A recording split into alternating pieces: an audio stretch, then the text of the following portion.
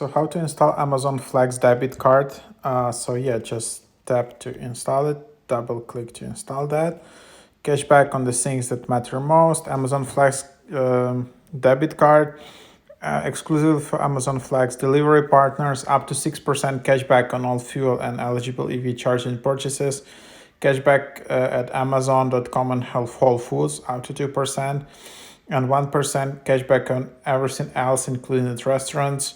No monthly fee. Lock your card if misplaced, lost, or stolen.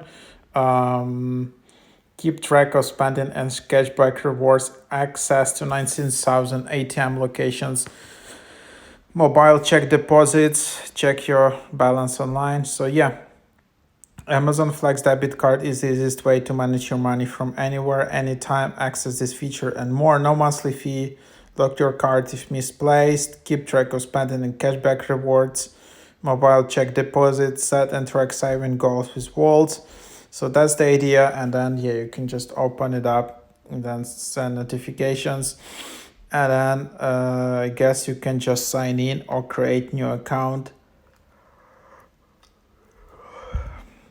I think this is the separate account. This is Flex card. You need to add your Amazon Flex card, and then you will be able to get started.